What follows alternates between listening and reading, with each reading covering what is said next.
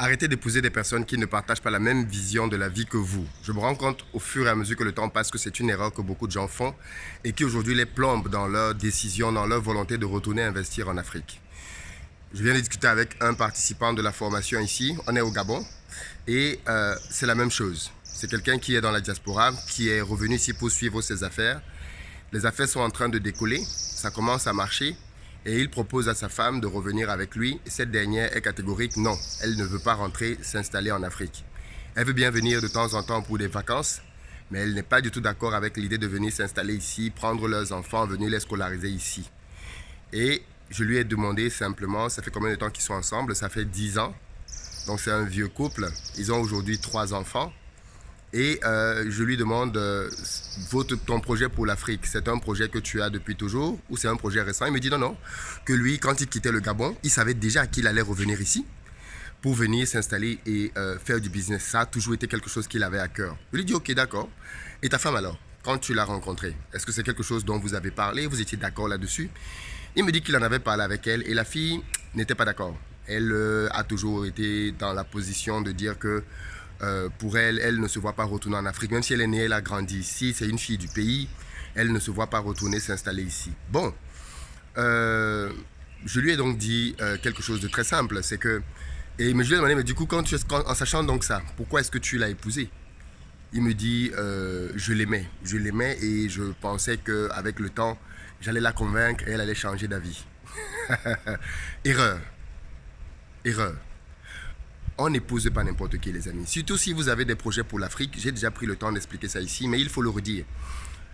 Toutes les personnes ne sont pas compatibles avec vous et on n'épouse pas quelqu'un simplement parce qu'on l'aime. Les gens qui passent leur temps à dire l'amour, l'amour, l'amour, je suis désolé. Je suis désolé. Ça, c'est l'un des plus mauvais conseils qui soit. Prenons un cas de figure très simple. Tu es très amoureux d'une fille ou une fille qui est très amoureuse d'un gars. Avant de vous marier, heureusement pour vous, vous allez faire des examens prénuptiaux, ce que très peu de personnes font, mais qu'il faut faire. Moi, j'ai fait des examens prénuptiaux avant de me marier avec ma femme. Vous allez faire des examens prénuptiaux et au terme des examens, vous découvrez que si vous avez des enfants, vos enfants seront atteints par exemple de drépanocytose.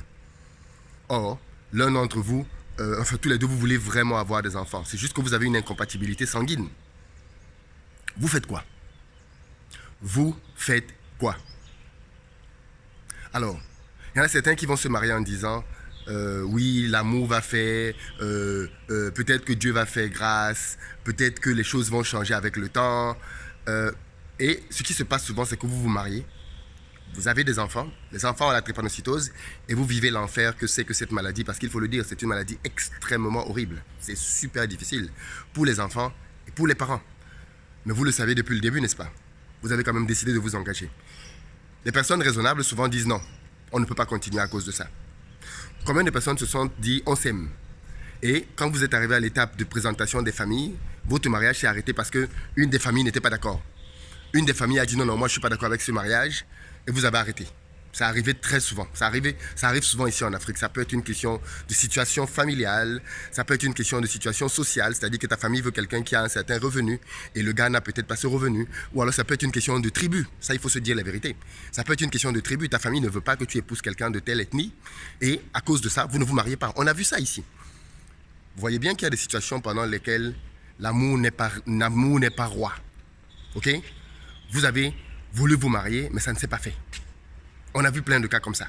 Donc, on ne peut pas simplement dire aujourd'hui qu'on va se marier parce qu'il y a l'amour. Non.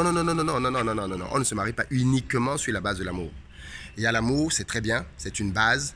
Mais avec l'amour, on regarde les autres éléments à côté. Et l'un des éléments que vous devez considérer, c'est votre projet de vie. Est-ce que vous avez un projet de vie?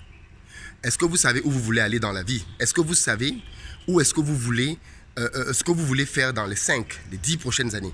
Les 15 prochaines années.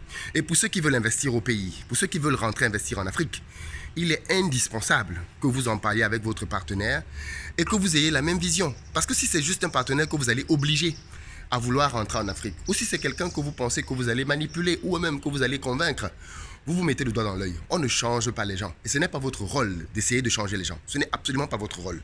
Si vous êtes avec quelqu'un qui vous dit dès le début que moi, les histoires d'Afrique, je n'y suis pas, il faut laisser tomber. Si pour toi rentrer en Afrique c'est quelque chose de très important, il faut laisser tomber. Ou alors, simplement, tu oublies tes rêves d'Afrique. Parce que c'est ce qui se passe aujourd'hui. On a beaucoup de personnes dans la diaspora, et énormément de personnes dans la diaspora, qui font des mariages, qui ne tiennent pas compte de leur projet futur. Moi, j'ai vu des gens ici venir me dire, mon petit frère est marié avec une Russe. Mais cette Russe n'a rien à voir avec l'Afrique. Elle ne connaît rien de l'Afrique, elle ne veut rien entendre parler de l'Afrique. Mais le gars, il est marié avec elle, il dit qu'il aime. Ok. Et tes projets pour le pays, tes projets pour ton pays, vous savez, à un moment donné, je pense qu'il faut quand même que les Africains se souviennent de notre responsabilité. On ne peut pas être aussi irresponsable que ça. Moi, j'aime souvent dire aux gens, vous allez dans des pays des gens, vous allez en Occident, vous allez habiter chez les gens. Vous trouvez que les pays sont réparés, les pays sont construits. Vous et votre propre pays, vous lui tournez le dos. Vous voulez que qui vienne arranger votre pays? La Chine? La Russie? Parce que c'est la nouvelle tendance. L'Allemagne, la France? Qui? Vous voulez que qui vienne réparer votre pays? Dites-moi un seul instant. Moi, j'ai beaucoup de mal avec l'inconscience de certains frères et sœurs de la diaspora qui arrivent en Europe, arrivent en Amérique et commencent à cracher sur leur pays, commencent à cracher sur leur continent. Ce sont les premiers à dire les choses les plus horribles. Alors oui, il y a des choses qui ne vont pas bien ici. Alors oui, il y a de la corruption. Oui, il y a des abus. Oui. Mais est-ce que vous connaissez les histoires des pays dans lesquels vous êtes aujourd'hui et que vous adulez tant? Est-ce que vous connaissez l'histoire de France? Est-ce que vous connaissez l'histoire des États-Unis? Quand vous lisez l'histoire des États-Unis, des premiers hommes riches des États-Unis, les grandes familles américaines, Rockefeller, Gillette, tout ça, et qu'ils vous racontent dans quelles conditions ils vivaient et comment est-ce qu'ils ont fait pour acquérir de la fortune, vous vous rendez compte que les conditions qu'ils décrivent sont celles qu'on vit au Cameroun, en Côte d'Ivoire. Les abus, la corruption, ça a été comme ça dans ces pays-là aussi. Il ne faut pas penser que les États-Unis sont devenus les États-Unis comme ça du jour au lendemain. Non, c'était des pays où il y avait la corruption, beaucoup de corruption, et c'est comme ça que... mais comment ils ont fait? Ils ont quitté les États-Unis, ils sont repartis ailleurs parce qu'il y avait trop de corruption aux États-Unis? Bien sûr que non, bien sûr que non. Ils ont décidé de travailler, de bâtir leur pays, et ils y sont parvenus au fur et à mesure que le temps est passé. Donc, quand nous on décide de revenir au pays, vous pensez que c'est parce qu'on n'aime pas l'Europe? C'est parce qu'on n'aime pas l'Occident? C'est parce qu'il n'y a rien qui nous intéresse là-bas? Non, c'est parce qu'on voit autre chose ici. C'est parce qu'on voit tout ce qu'il y a à faire ici. Et nous, on veut être parmi ceux qui bâtissent. On veut être parmi ceux qui sont les piliers, ceux qui bâtissent des nations. On veut faire partie de ceux-là. Parce qu'au final, ce sont eux aussi qui vont récolter les plus gros fruits. Ce sont eux aussi qui vont récolter demain les plus grands... C'est-à-dire, l'Afrique, on a bâti combien de familles milliardaires en dollars dans nos pays? Très peu. Très, très peu. Or, dans les 10, 20, 30, 40, 50 prochaines années, il y aura des familles milliardaires comme les Rockefeller, comme les Gillette, comme les Bouygues, comme les Dassault. Il y aura ces familles-là en Afrique. Mais ça ne peut pas se faire si vous n'êtes pas là. Si vous n'êtes pas là. Donc, vous ne pouvez pas avoir votre projet pour l'Afrique et vous pensez que c'est une petite chose. C'est une grande responsabilité. Vouloir venir investir en Afrique, ce n'est pas un jeu. C'est une grande responsabilité. On ne s'amuse pas avec ça. Je vous ai raconté l'histoire ici d'un grand frère qui est multimilliardaire aujourd'hui et qui a rencontré sa femme, une Camerounaise, au Canada. Au Canada. Ils ont vécu ensemble là-bas. Et puis, le moment pour lui de rentrer en Afrique est venu. Sa femme avait fait de grandes études au Canada. Elle gagnait beaucoup d'argent là-bas. Et il est donc revenu pour préparer le terrain et il a commencé à bosser et ensuite son projet a commencé à mordre. Il faisait des allers-retours pour aller au Canada tout le temps et puis au bout d'un certain temps il a dit à sa femme que Joe, c'est le moment, il y a déjà de quoi te mettre à l'aise au pays. Sa femme est revenue au pays avec leurs 4 enfants. Écoutez bien, sa femme est revenue au pays avec les 4 enfants pour pouvoir donc maintenant travailler ensemble au pays. Sa femme est revenue au pays avec les enfants et qu'est-ce qui s'est passé? Tollé général dans la famille de sa femme, tollé général. Comment tu as pu revenir t'installer ici? Ça, c'est quel mariage? On a envoyé notre fille au Canada. Ce n'est pas le gars là qui a envoyé notre fille au Canada. On a envoyé notre fille au Canada et maintenant il est venu la ramener ici dans la misère avec nous au Cameroun.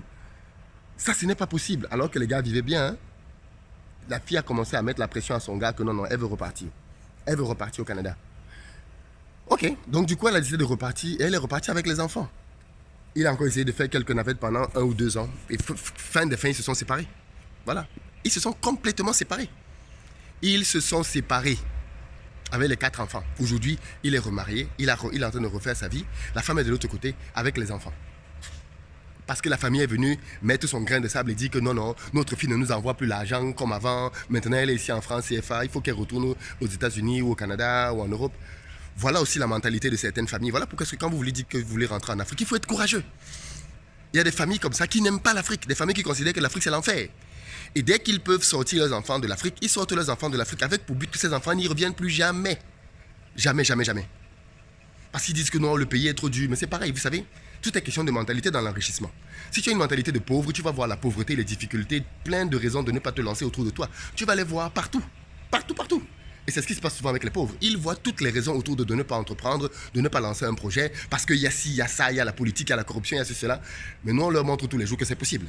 C'est possible malgré tous ces aléas-là. Alors, c'est compliqué, il y a des challenges, je suis d'accord, mais c'est possible. Et d'autres nous ont démontré par leurs résultats que c'est possible. Et donc, ces familles-là, s'il vous plaît, ces familles-là qui considèrent que l'Afrique, c'est le voisin de l'enfer, ces familles-là qui considèrent que si leurs enfants restent en Afrique, c'est une malédiction, c'est une honte, il ne faut pas ça. Ces familles qui combattent leurs enfants, même quand certaines fois tu veux venir en vacances, ta propre famille te combat. Qu'est-ce que tu viens faire ici? Reste là-bas, envoie-nous l'argent. Vous êtes en train de détruire l'avenir de ces enfants. Parce que quand quelqu'un a un projet dans son cœur, je vais vous dire quelque chose aujourd'hui, et moi je l'ai vécu. Quand quelqu'un a vraiment un projet dans son cœur, qui lui tient vraiment à cœur, et qu'il veut réaliser, s'il ne le réalise pas, toute sa vie, il sera malheureux. Je dis bien, toute sa vie. Autant mieux qu'il essaye. Ça ne marche pas. Et au moins, il se dit, ok, j'avais essayé d'accomplir mon rêve, ça n'a pas marché. Mais toutes ces personnes-là qui vont vivre leur vie en ayant fui leur rêve, parce que quelqu'un leur a mis la pression, père, mère ou autre, vous avez créé un cimetière dans la tête de vos enfants. Je connais tellement de personnes qui sont très riches, enfin en Europe, mais qui sont extrêmement malheureuses parce qu'elles n'ont pas pu venir réaliser leur rêve africain. Parce que la famille a dit que, parce que la femme a dit que, parce que le mari a dit que, parce qu'il y a aussi le cas inverse. Il y a le cas où les femmes veulent rentrer, elles veulent venir bâtir quelque chose, mais ça ne marche pas. Donc la réalité aussi, elle est là. On ne peut pas dire que l'on a un rêve pour l'Afrique et on ne considère pas qui on va épouser. On ne considère pas, on dit qu'on va épouser quelqu'un uniquement sur la base de l'amour. Tu es aveugle. Je suis désolé de te dire ça, mais ça c'est quelle naïveté ça? On marie quelqu'un parce qu'on l'aime. C'est quoi ça? Ok. Combien de... Ok. J'ai une autre question pour toi. Comme c'est parce que tu aimes. Combien de fois tu as aimé? Voilà. Combien de fois tu as aimé quelqu'un? Combien de fois tu as même dit à quelqu'un, c'est toi que je vais épouser, et tu ne l'as pas épousé? Combien de fois tu as dit à quelqu'un, tu es la femme de ma vie, je n'ai que toi et XYZ? Combien de fois? Combien de fois? Beaucoup l'ont fait plusieurs fois. C'est bien la preuve qu'on peut aimer plusieurs fois, non? Alors, ok, donc, si la fille que tu aimes là beaucoup, ou le gars que tu aimes là beaucoup aujourd'hui, tu te rends compte que c'est incompatible pour XYZ raison, j'ai une bonne nouvelle pour toi. Il y a d'autres gars qui vont t'aimer. Il y a d'autres filles qui vont t'aimer. L'une des bêtises absolues qui existent, c'est celle qui consiste à dire qu'il n'y a qu'un seul homme que je dois épouser dans ma vie, que c'est le choix de Dieu. C'est tellement faux. C'est tellement faux ce raisonnement qui consiste à penser qu'il y a un homme là dehors qu'il faut que je trouve, ou il y a une femme là dehors, il faut que je trouve, parce que c'est elle et elle seulement. C'est absolument faux. Je n'ai pas le temps de vous démonter cette logique là ici, mais c'est très faux de penser comme ça. C'est absolument faux. C'est très très faux. La preuve, tu as aimé plusieurs personnes, ça n'a pas marché. Tu as aimé plusieurs trucs, ça n'a pas marché. Ou alors certains. Je veux dire, bref. Donc, laissons les faux raccourcis, les histoires de l'amour. L'amour, c'est bien. C'est très bien. Mais l'amour, ça se développe. L'amour, ça se travaille. On a dans nos familles des couples qui se sont formés, non pas du fait de leur volonté, mais du fait des choix qu'on a fait pour eux. Et ils se sont aimés par la suite. Avant, c'était même comme ça de toutes les façons. Tu aimais quelqu'un que tu découvrais par la suite. Il y a encore des cultures qui font ça dans le monde. En Asie, par exemple, on met ensemble deux enfants et ils apprennent à s'aimer au fur et à mesure que le temps passe. L'amour, ça s'apprend. L'amour, ça se cultive. Donc, si vous avez un partenaire aujourd'hui et que vous avez un projet pour l'Afrique, après cette vidéo, posez-vous, asseyez-vous et dites-vous les choses, les yeux dans les yeux. Maintenant, posez-vous et discutez franchement. Où est-ce qu'on va ensemble? Est-ce que tu comprends que dans quelques années, j'ai besoin d'aller accomplir ma destinée et faire quelque chose en Afrique? Est-ce que c'est quelque chose avec lequel tu es d'accord? Est-ce que c'est quelque chose que tu veux encourager, que tu veux motiver ou que tu veux combattre? Parce que sachez une chose, demain quand vous allez raconter votre témoignage, parce que demain vous allez réussir, quand demain vous allez raconter votre témoignage, demandez à cette personne-là, quel est le rôle que tu veux jouer? Quel est le rôle que tu veux jouer? Est-ce que tu veux que quand je vais raconter mon histoire dans quelques années, je dis que c'était toi la personne qui croyait en moi, qui me poussait, qui m'a aidé à aller au bout de mes rêves? Ou alors tu veux que quand je la raconte, je dis que tu étais mon premier ennemi, la personne qui m'a combattu plus que personne, parce que tu ne voulais pas croire en moi, tu ne croyais pas que je pouvais réussir? Quel est le rôle que tu veux jouer auprès de moi et dans ma vie? Mettez les gens face à leur choix et qu'ils décident s'ils veulent être des accélérateurs auprès de vous ou alors des freins, des boulets. Voilà ce que je voulais partager avec vous. Je pense que c'est un choix important, c'est un choix décisif, et c'est un choix que l'on doit prendre en âme et conscience, sans y mettre les organes ou les émotions de manière excessive. Clairement. Dites-moi ce que vous en pensez et partagez massivement la vidéo.